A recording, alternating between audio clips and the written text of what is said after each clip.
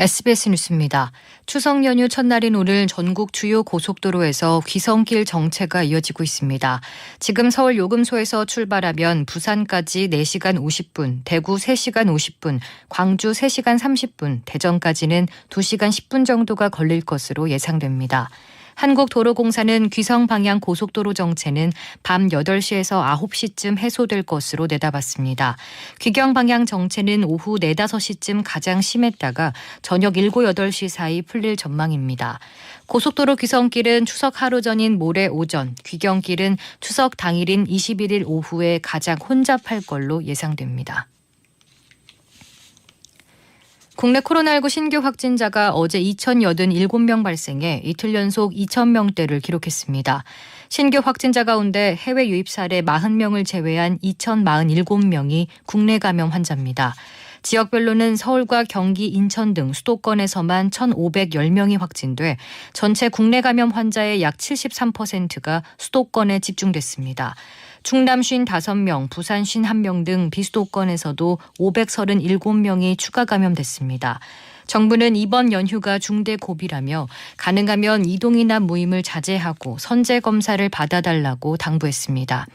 백신 1차 누적 접종자는 전체 인구의 70.3%인 3,607만여 명, 접종 완료자는 2,193만여 명으로 전체 인구의 42.7%입니다.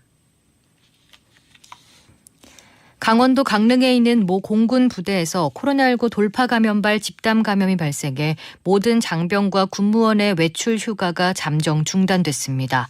공군과 국방부에 따르면 오늘 오전 10시 기준 강릉 공군 부대에서 군무원과 간부 2명, 병사 4명 등 6명이 추가 확진됐습니다.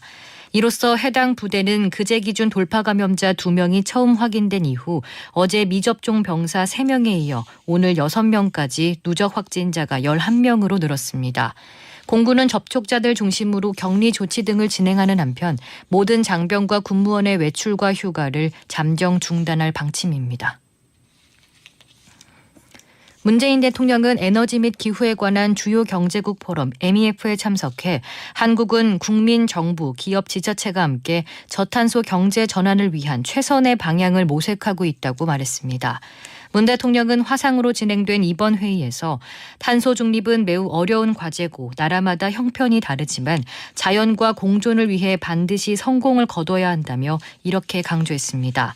그러면서 한국은 탄소 중립 목표를 추가해 한국판 뉴딜 2.0을 발표했고 최근에는 탄소 중립을 법으로 규정한 14번째 나라가 됐다고 알렸습니다. 오늘은 대체로 전국이 맑겠지만 낮 동안 강원 영동과 제주도에는 5mm 미만의 비가 조금 오겠고 경북 동해안과 경북 남부, 전남 내륙에도 빗방울이 떨어지는 곳이 있겠습니다.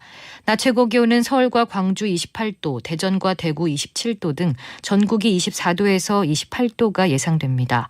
당분간 밤 기온이 20도 아래로 떨어져 낮과 밤의 일교차가 크겠습니다. 일요일과 월요일에도 대체로 맑아 날씨로 인한 귀성길 불편은 없겠습니다. 서울의 현재 기온은 28도입니다. 주시은입니다. 뉴스를 마칩니다. SBS